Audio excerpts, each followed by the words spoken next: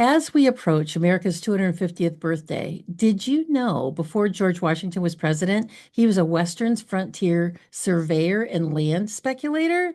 Did you know that he was a champion behind the nation's first highway system? Have you ever heard of Albert Gallatin? Gallatin, I guess is his name. See, I can't even pronounce it right. The former Secretary Treasurer under Thomas Jefferson was a mover behind the National Road. You ever even heard of the National Road? Well, today's guest, Brady Crytzer, will fill in the details as we discuss his fantastic book, The National Road, George Washington and America's First Highway. It is going to be a great interview because I loved this book. I can't stop talking about it. I sound like a babbling idiot.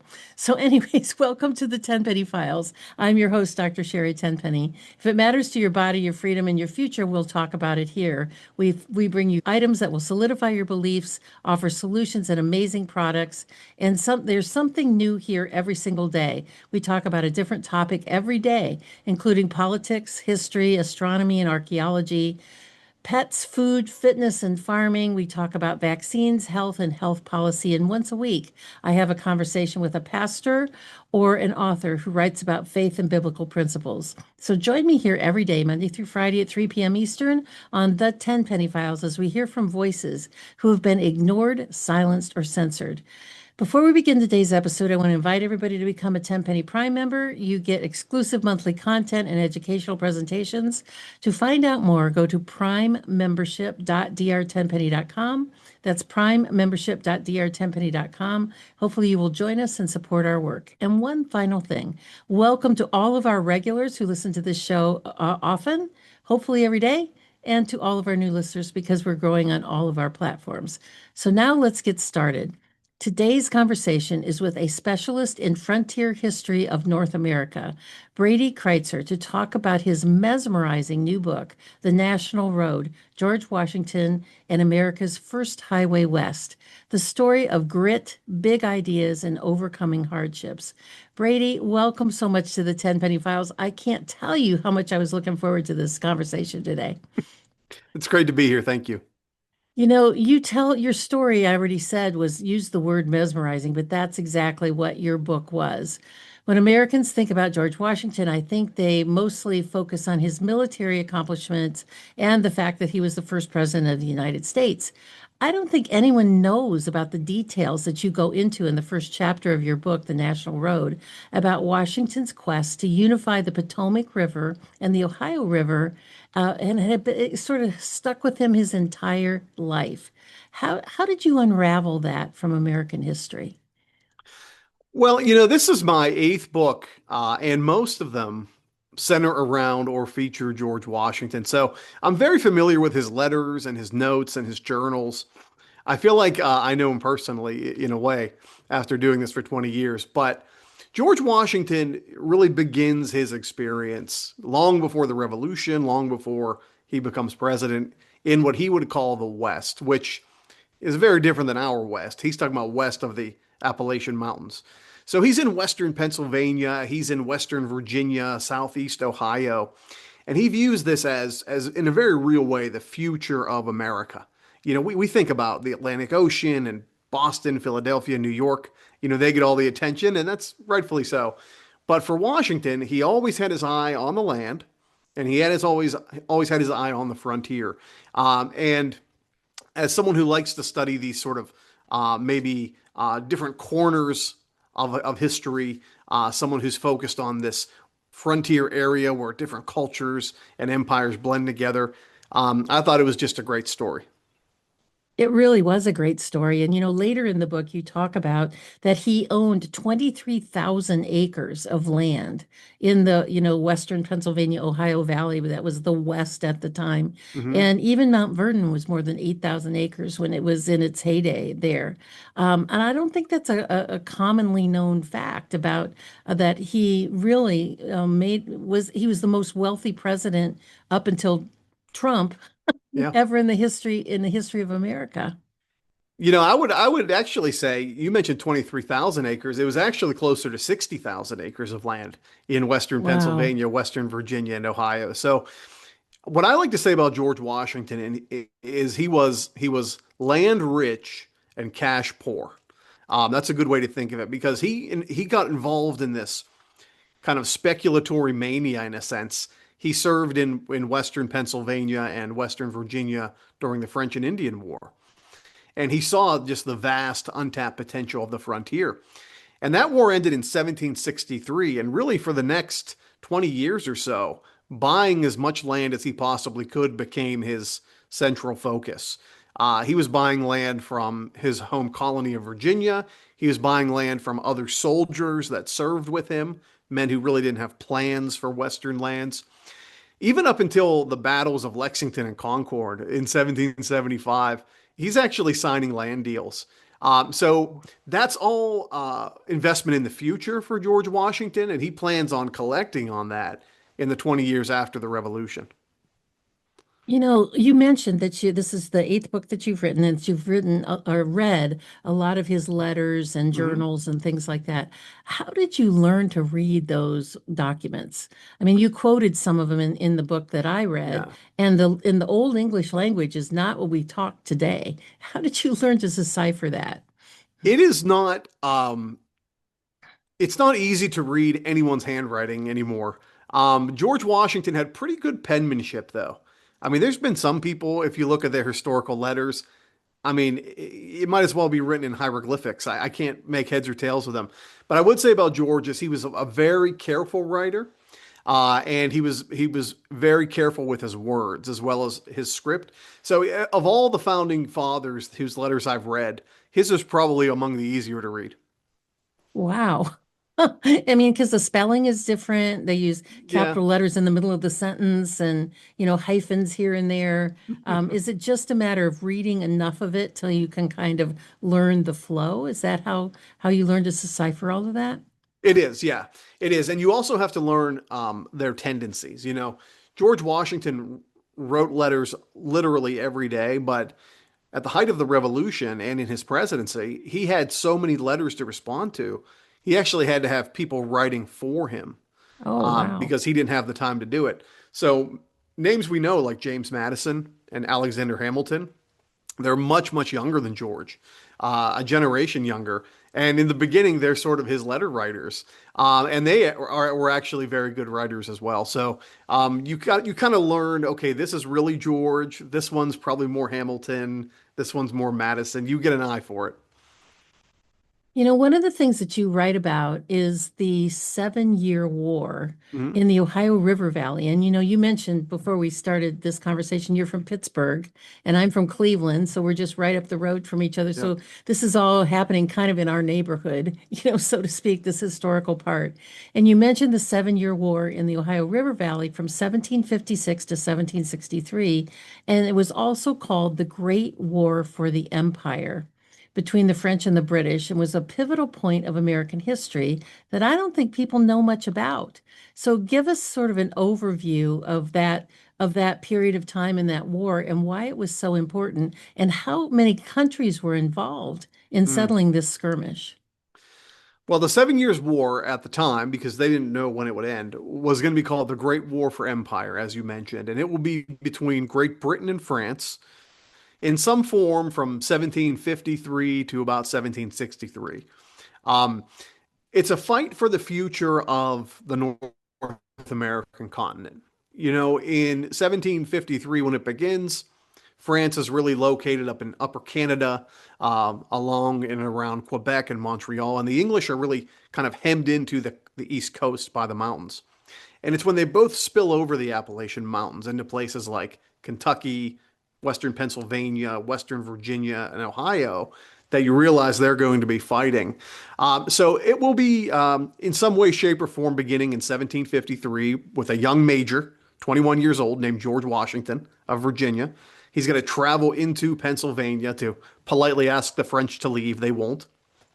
And that will lead to a series of small battles in 1754 and 55 that just set the world on fire. When the 7 Years' War, or sometimes we call this in America the French and Indian War, it Hmm. has different names all over the world, but when that war officially begins in 1756, when there's a document signed to start the war, it'll spread to 5 continents. Everywhere that Britain and France have colonies, they will be fighting, and they're going to be Wow. pulling on allies to do it. And what's really interesting about it is Winston Churchill, he'll call this event the first true world war. And that's a guy that knows about world wars, by the way, Winston Churchill. But at the end of the war, here's the really important part for us. Britain wins and their empire triples in size and it's celebratory, but wars are very expensive. So the British immediately have to start raising taxes and cutting spending. And these are the taxes that are so famously the beginning of the American Revolution.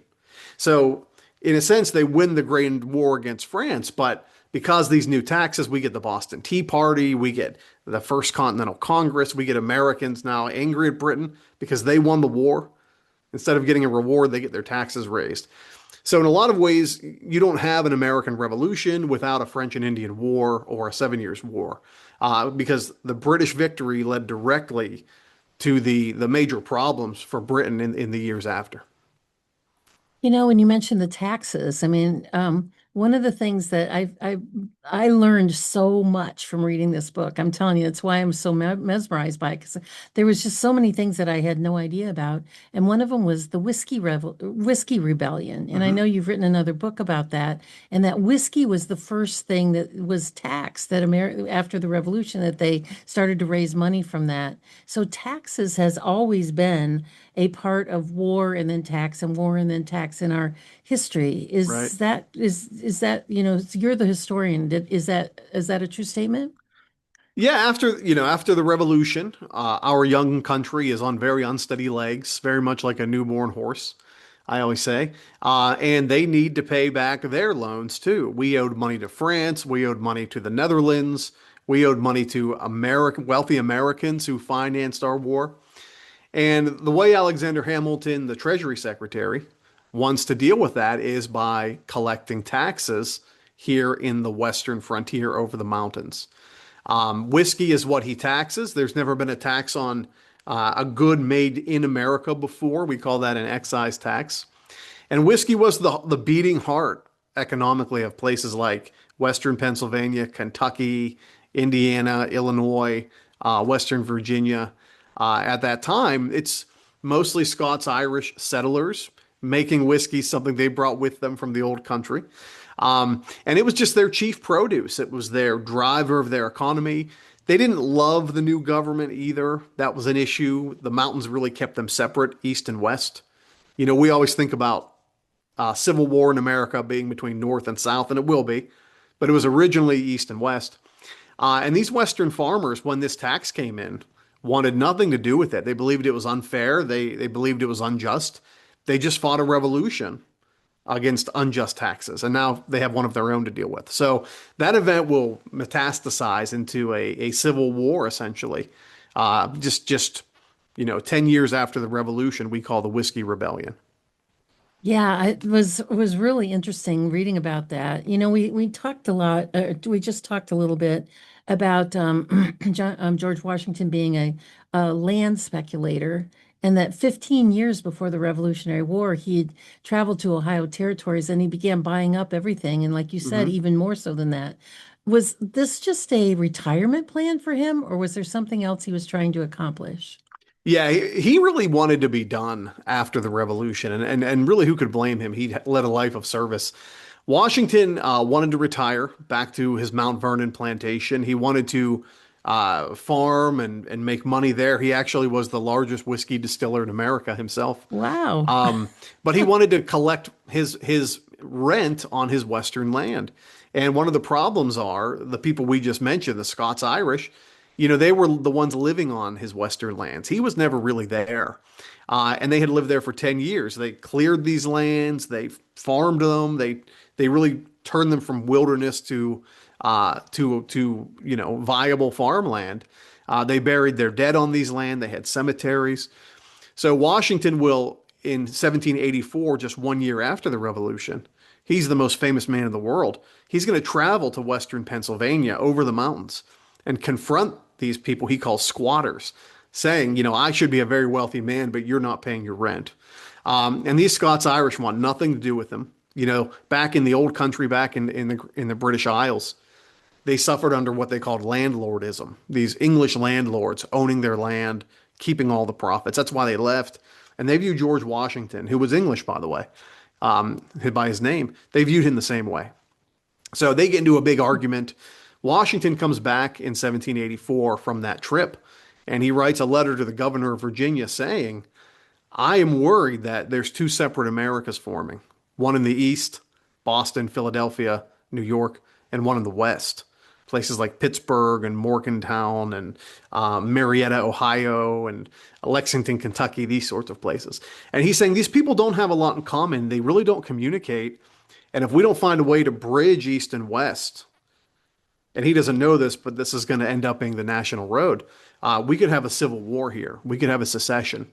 And that's essentially what's going to happen 10 years later when the Whiskey Rebellion begins. I guess I wasn't really, like I said, I learned so much from this. Um, I don't remember in high school or in college ever taking any deep dives into American history. So from the end of the Revolutionary War until George Washington became president was a 6 year period of time.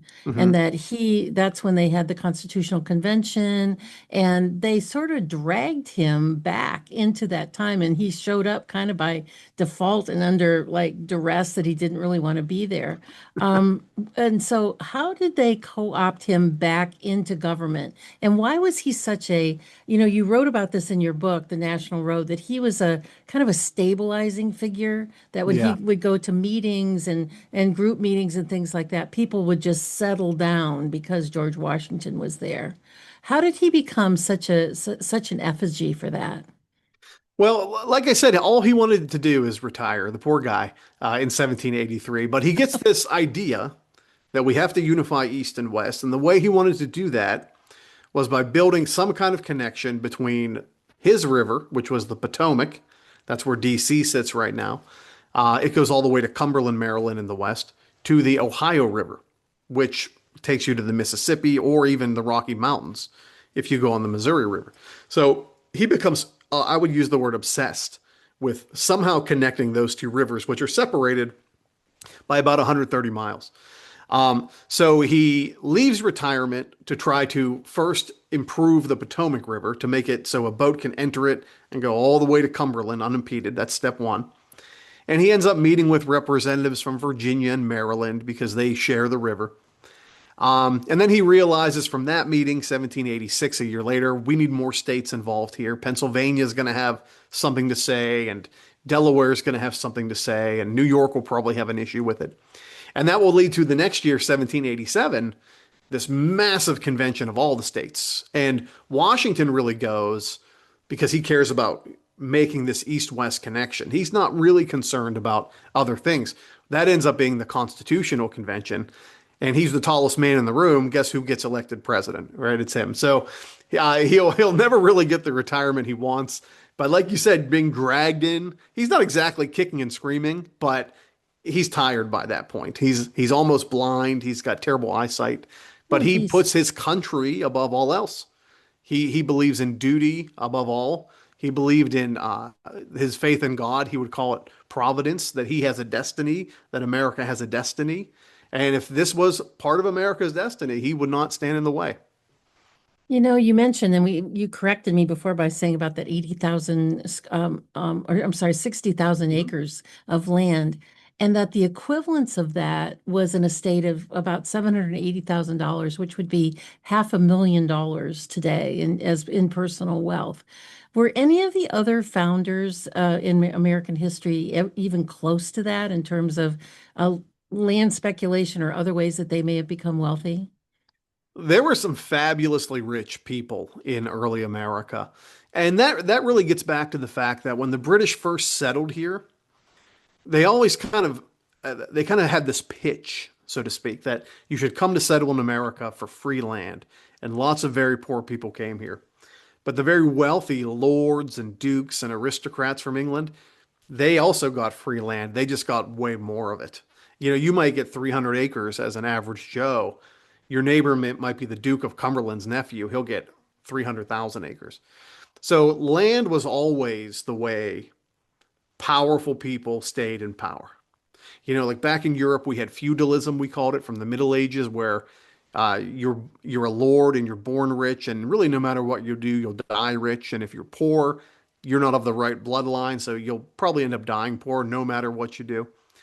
The way the British brought that over, maintained power, was through land. Wealthy people had way more land than poor people. So guys like Jefferson, Madison, um, Washington, the Fairfaxes, these are all big time names.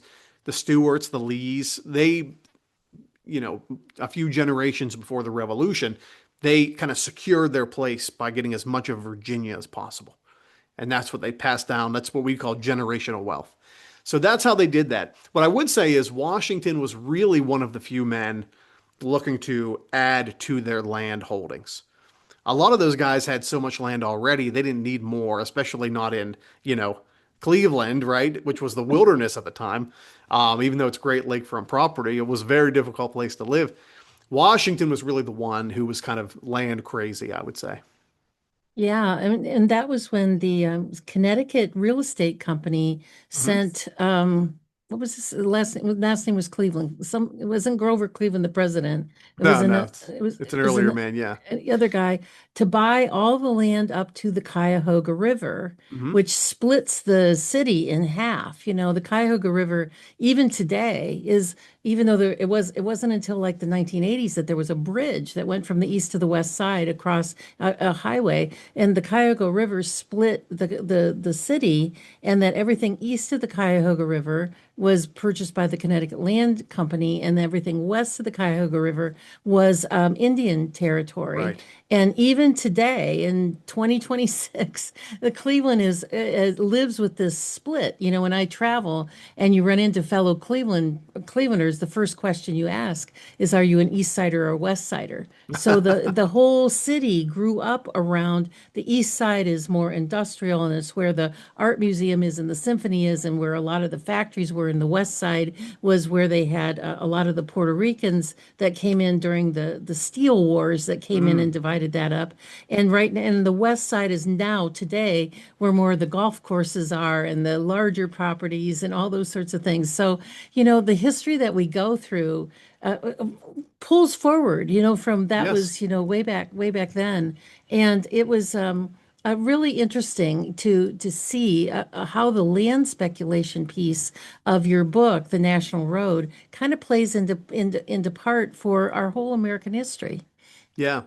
Yeah. The settlement of Ohio really is what gets George Washington's dream of an interstate highway connecting east and west off the ground.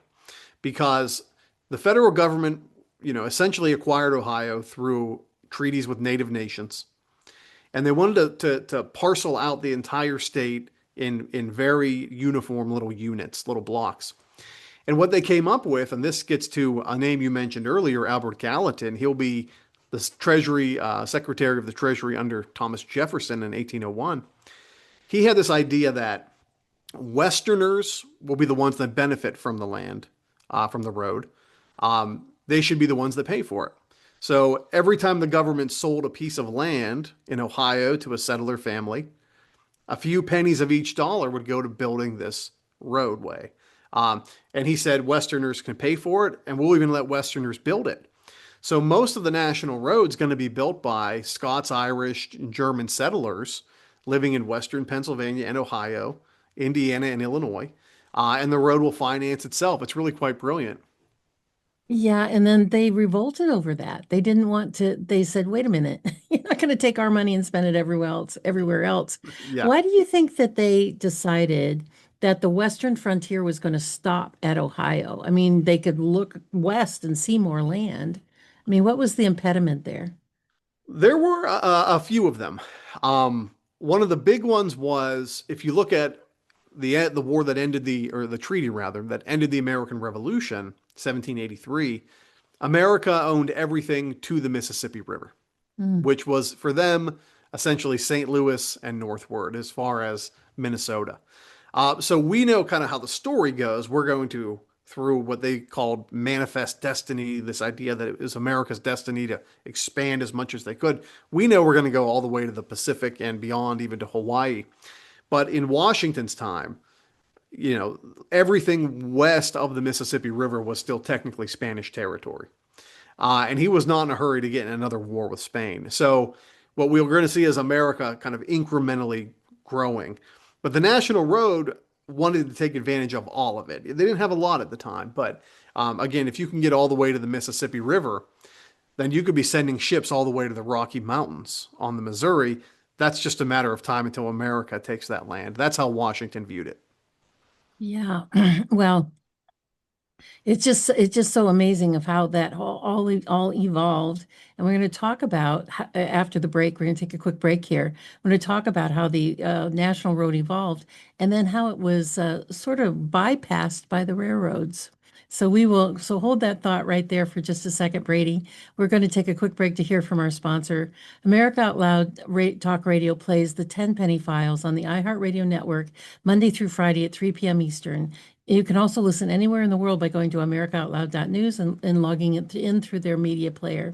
If you've missed any of these great conversations, and boy, we've had a lot of them, you can find them on Spotify, Pandora, Apple, iTunes, TuneIn, iHeart Virtual Studio, by putting in the Tenpenny Files on any of those platforms that you subscribe to, or you can go to our website, which is drtenpenny.com, hover over the podcast tab, and you'll see a drop-down window that says all podcasts. We couldn't have made it any easier for you to be able to find it in a location.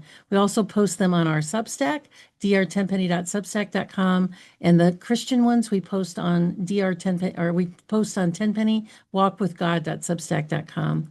We've got a great message coming up from our sponsor. Sit tight. We'll be right back with more with Brady Crytzer to talk about the National Road, which we're going to really dig into where this heads, and you're going to be fascinated by this history. So sit tight. We will be right back. People are doing everything right these days. They're eating clean and trying to avoid toxins, and they're still not feeling well. That's because they no longer can avoid exposure. You can't avoid it. Toxins are everywhere. Things like glyphosate, heavy metals like aluminum and mercury, cadmium from cigarette smoke, they're all accumulating in your body every single day. And that buildup shows up as brain fog, fatigue, weight that won't budge, skin issues, gut problems, ADD and ADHD in our children, asthma in our kids, even accelerated aging. Detox is no longer optional. It's something your body needs to do every day. We recommend as a first step this detox spray because it works at a cellular level to bind and remove toxins from the body. It's safe for the whole family, from infants to grandparents. I even give it to my dog. Go to drtdetox.com and get started today. First-time customers can get up to 82% off on your first bottle because exposures aren't slowing down and your health shouldn't either. In fact, you should be getting well. Well, only when the government bows to the people will America become great again. This is Malcolm Out Loud here. Join me in pushing back against censorship, my fellow Americans. Right at the top of AmericaOutloud.news are the words, many voices, one freedom, united in the First Amendment. Now is our time, my fellow Americans. AmericaOutloud.news, liberty and justice for all.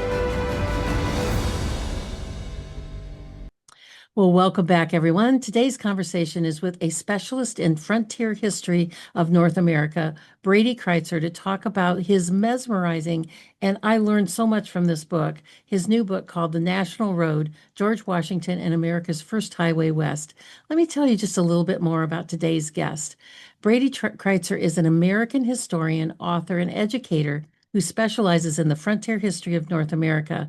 His work often explores 18th century North American conflicts, diplomacy, and life along the early American frontier. He teaches in the Department of Social Sciences at Robert Morris University in Pittsburgh, Pennsylvania, and is an associate editor for the Journal of American Revolution. Brady, I'm so glad to have you on the show, and you've got 8 books, so we're going to have you back a lot to talk about all of American history. That's great. We just alluded a little bit to Albert Gallatin. You have an entire section in your book about who lived in Western Pennsylvania. He opposed the whiskey whiskey tax and later served as Secretary of the Treasury under Thomas Jefferson. I mean, who even knows that? I mean, this guy was so important. He was the one that convinced Thomas Jefferson to fund the national road. And I could say, if you stopped any American on the street and said, "Do you know who Robert Albert Gallatin is?" Most people would have not an idea. So expand on the idea of who he is and why his importance to American history. Yeah, I love studying Albert Gallatin. So he's born in what is today Switzerland, and he's going to come to America in 1780, right in the middle of the Revolution. And he lives in Boston and he hates it. He feels like it's very dry and boring. So he settles all the way in the western frontier, in what is today Fayette County, Pennsylvania. And this is essentially like moving to the moon at this point. But he sees what George Washington saw. They even met in 1784 when Gallatin was a younger man. But he sees the future, the real potential of America is going to be in the West, the Midwest at that time specifically. So Gallatin is elected to the Senate. He's actually expelled for being foreign born. There were other foreigners. This was a very political move, though. But he gets to the House of Representatives. He's a numbers genius. He's like the ultimate number cruncher. He's short. He has a pointy nose. He's bald. He's got a thick French accent, but he's undeniably American. And he actually creates the House Ways and Means Committee in Congress, which we still have today. But as you mentioned, he will be Thomas Jefferson's number one pick to be Secretary of the Treasury because nobody else in Jefferson's party can deal with numbers the way he does. And Gallatin will serve 4 different presidents in that capacity. He's the longest serving Treasury Secretary we ever have. During his tenure of office, this is the most amazing thing. He not only finances the National Road, but he finances the Louisiana Purchase, the Lewis and Clark Expedition, and the War of 1812. And he does it all while at the same time lowering the national debt. It's Wow. incredible. So it's important we do know who he is. We need another one of him. We Oh need my another gosh, one do of we him. ever? Yeah. Do we ever? Yeah, so how did he convince Thomas Jefferson to fund the national road? And as it was, where did it start and how far did it get? So the way Gallatin views the National Road is to complete George Washington's vision of connecting East and West. So they had about 130-ish miles between the navigable end of the Potomac River in Maryland to the Ohio River, either in western Pennsylvania or western Virginia. And that was his goal to see that done. And Jefferson was very skeptical of it because Jefferson is a conservative. He knew that it would be very expensive. He also knew that it would have to go through at least 3 states. And if there's anything Jefferson hates, it's debating member states as president. He thinks it's going to be too complicated to do that. So that's where Gallatin comes up with the plan to let settlers fund it themselves through land sales. They buy land in Ohio, some pennies of each dollar go to finance the road. They pay for it themselves. It's a neutral cost. That's the idea. All the cost would be in maintenance. And for Jefferson, I think he liked that. And the other thing that he liked about it was constitutionally, the Constitution actually says Congress must build roads to deliver mail, postal roads. And that's like the last thing anyone wants to talk about, especially Jefferson. But he sees, well, maybe this can be a mail road too. So he has his constitutional angle. It's paid for. He says, let's go for it. So they break ground on the National Road in 1811. Now, it's passed in 1806. That means for 5 years, Congress is debating, how to even do this before ground's even broken. And Congress has its fingers all over it. They don't know anything about engineering, and they mandate that the road must meet certain proportions, 66 feet wide, but they say that it must be made of 2 layers of stone. One is the lower layer, which is each stone is 7 inches in diameter. The upper layer, each stone must be 3 inches in diameter. And they give these poor road crew workers these iron rings, one 7 inches wide and one 3 inches wide. And these poor workers have to measure every single individual stone that's laid Wow. on this highway. It is the most ridiculously inefficient slog you can imagine, which drives a guy like Gallatin crazy. But they do in 1818 finally reach the Ohio River. They choose Wheeling, Virginia, which will be Wheeling, West Virginia in the future, as the endpoint. And just like that, America has this incredible infrastructure project completed before the Panama Canal, before the Brooklyn Bridge, before the Golden Gate Bridge. We had the National Road, and I think that's why it's so important. It is important. And then it was really fairly functional that you write about between, 1811 when they started it and then they built it out until about 1830 when it Yeah, was overridden by steam-powered trains. yeah. Talk about that transition and how it collapsed the economy around all the economy things that had built up around the National Road. Well, the National Road is very slow. It reaches Wheeling in 1818, and then it feeds passengers down the Ohio River. They don't break ground in Ohio until 25, 7 years later. And then, Indiana becomes a state, Illinois becomes a state, and they have to go through the same process of land sales again. Congress is always fighting, do we want to maintain this road? Why are we putting so much money into this road? Because railroads are developed, as you mentioned, in the 1820s and early 1830s. Railroads go farther, faster than anywhere else. But the National Road still serves the entire Midwest in a way that railroads can't. So there's this push and pull in the 1830s and 40s to keep this relic of a national road financed. Because number one, it isn't even done yet. And number two, for a lot of farmers in places like Columbus and Indianapolis, Richmond, Indiana, Terre Haute, Vandalia, Illinois, that's their whole lifeblood. Railroads aren't going to help them. So it's the old issue we face in Congress all the time. Southerners may not like it, New Yorkers, New Englanders may not like it because they're not in its path. But for people who live in the Midwest, it's everything to them. And how long, it kind of fell into disrepute, through particularly through the Civil War, Yeah. and the way that it was sort of built. But it went on to after the Civil War, they went on to try to redevelop the road and put it back into place. And it was the people that were riding bicycles during that time. Yeah. I Yeah. forget what the name of them. What was the name of the magazine that they created? So by about 1870, the National Road is pretty much abandoned. It's overgrown. We've all seen a road that's been left. Weeds are popping up the road. America's on the move with railroads, but right around 1890, bicycles, the safety bicycle becomes very popular in America, like you said. And bicycles are great for getting from point A to point B in a city, but there were no roads connecting cities. Only railroads connected cities. So bicyclists, and then the really important one, but they were first. Bicyclists are joined by car manufacturers, and they begin what we call the Good Roads movement. So the magazine you mentioned was the Good Roads magazine. It had 1 million subscribers in That its just first blew two me away years. when I read that. And You know, they need to drive somewhere. They have no roads, and then they rediscover, hey, there's this old road through the mountains that we've all forgotten about, the National Road, and that will become, first Route 40. But that will really be kind of the godfather, the grandfather of the whole interstate highway system. So that was all very much part of George Washington's original vision.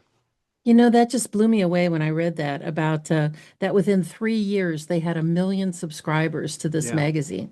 Now that Makes you was jealous, right? When you're on social it media. does. I was just going to say that, and the fact that we didn't have a postal service at that time that really delivered, through the way that it does now. We didn't have the internet. We didn't have any ways for that to get out. How did they have 1 million subscribers? Where did they read this material?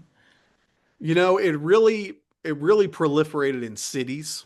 Hmm. If you lived in the countryside, mail was tough to get, especially magazines and periodicals, because really what you had to do was mail would be delivered to the closest city, and you'd pick it up whenever you could if you lived in the Ah, countryside.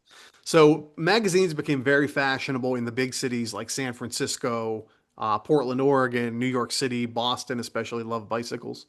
And it just took off from there. And, it matriculated through. The odd issue might get into the suburbs, so to speak, and eventually could fall into the hands of a farmer. But the postal roads, once again, is what really gave this life because there were millions of Americans who couldn't get mail. and Congress needed to make mail available to them. So there was this whole collision of events: cars, bikes, a need for mail. The national road was back, baby. That's how they did it. That's good. And you said it was in 1921 when the first Federal Highway Act was passed, Yeah. to ensure that to going. I mean, the dates of that really surprised me because we didn't do anything to really develop a national highway system until Eisenhower in Right. 1953, I believe. Yeah. Yeah. And so in the interim between that thing, how did the roadways develop? And was this entire roadway system all considered part of the national road? So the roadways will develop in a way I think we could all understand. There were local roads everywhere by the 1920s. It was a matter of connecting them. So automobile manufacturers sponsored something they called the Lincoln Highway, went from New York to California. Basically, not building a new road, but just kind of mapping out connecting existing roads. But very quickly, states got into the business of improving roads for interstates. So they developed a system. East to west roads were numbered with even numbers, like Route 40, right? North to south would be odd numbers. Where I live, we have Interstate 79. That's where that comes from. And you really had this like spider web kind of a network develop. But really what drove that was World War One, because a lot of our soldiers spent time in Europe, who, by the way, had amazing roads, far better than ours. And they were moving overland to fight the Germans and their allies very easily. And here in America, we realized, if we get attacked in California and all of our tanks are in New Jersey, we can't defend ourselves. So interstate highways became as much about national defense as it was about the economy. But either way, it fed both.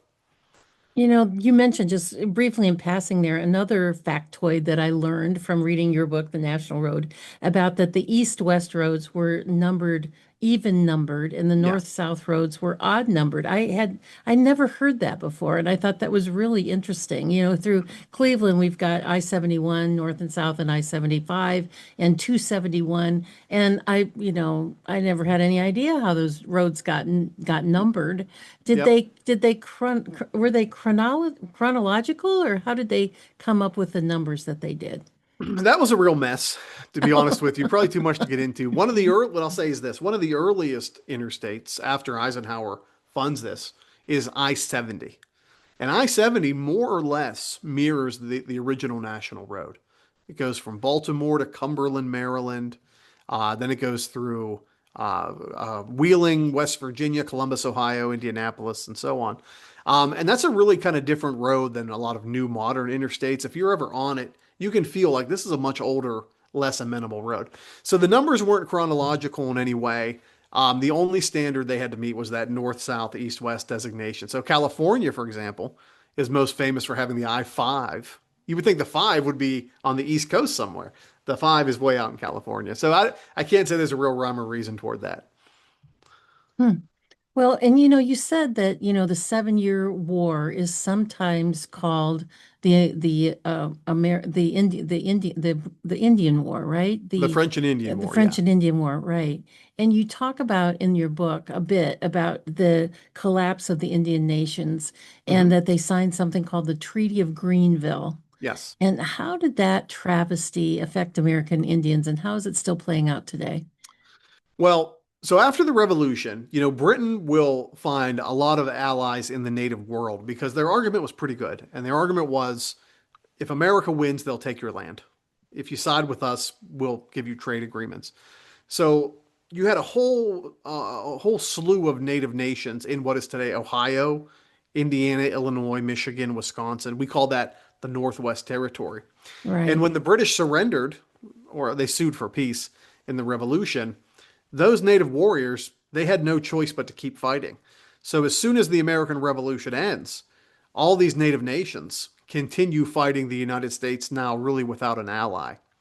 And they will be the very first war America's involved in as a nation.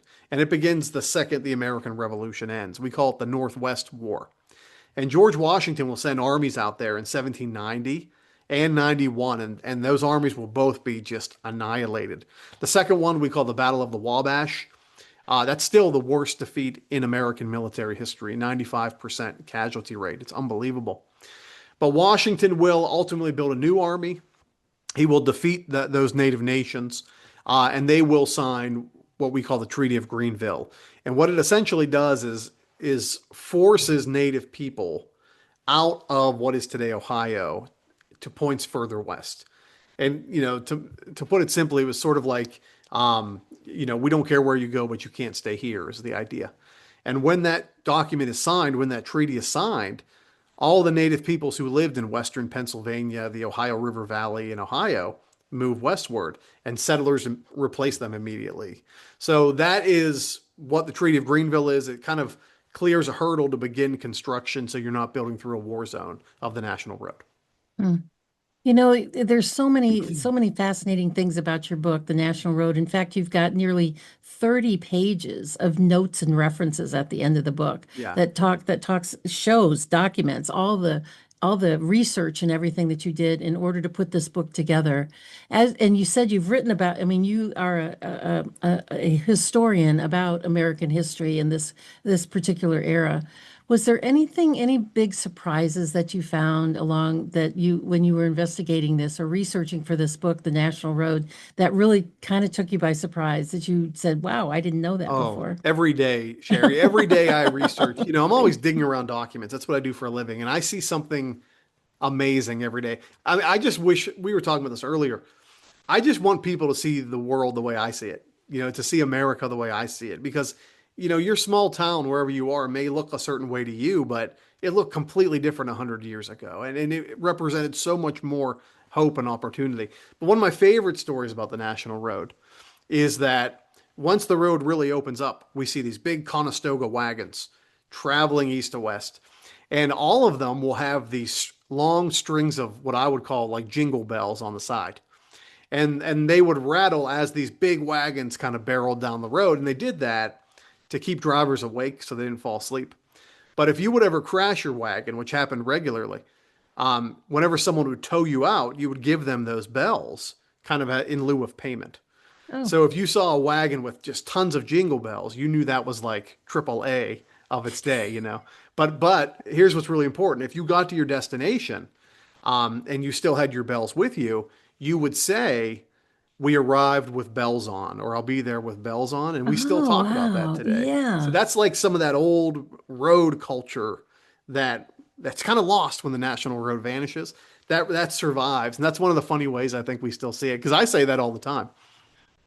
That's really, really interesting. I'm sure that there's just lots of surprises and things that we just didn't really know about. Yeah. We've spent this time together and I've really enjoyed this because I thoroughly enjoyed your book.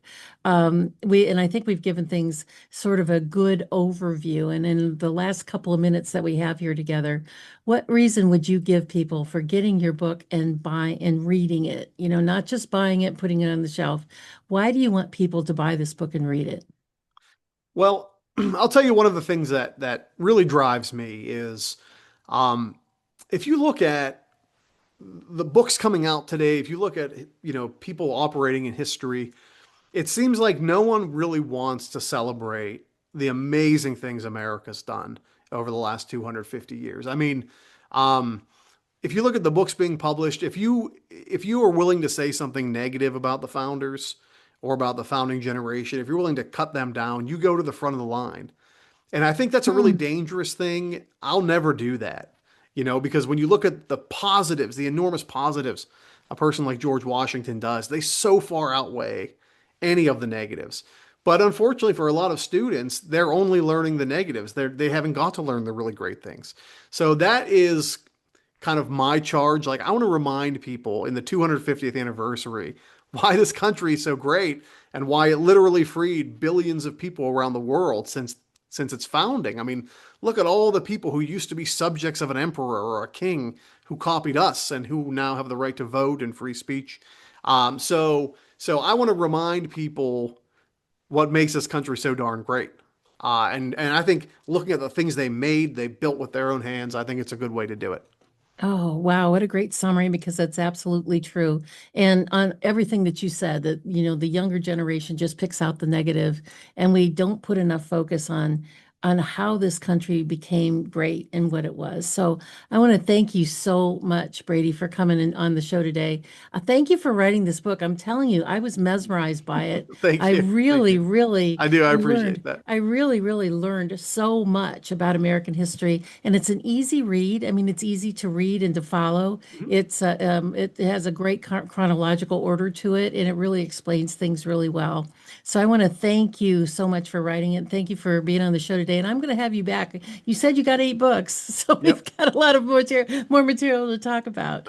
And, For sure. and I want to thank all of my listeners who followed us here today and have been here every day with us. You can tell the type of conversation that we have. They're always interesting, and the books are really riveting. So I want to close out with one of my favorite verses from the Bible. I close all of my podcasts with, whether it is live or pre-recorded, which is Romans 12:12. Rejoice in hope, be patient in trouble, and be persistent in prayer. Remember to lean into God, trust Him for everything. His timeline may not be your timeline, but He's always beside you and He won't let you down. So we'll see you here again tomorrow at 3 p.m. Eastern, Monday through Friday on AmericaOutloud.news and iHeartRadio. You can also follow it on our drtenpenny.com under the podcast tab. And so we thank everybody for being here with us today. We'll see you again tomorrow or the next time on the Tenpenny Files. Have a great rest of your day, everybody. Goodbye and God bless.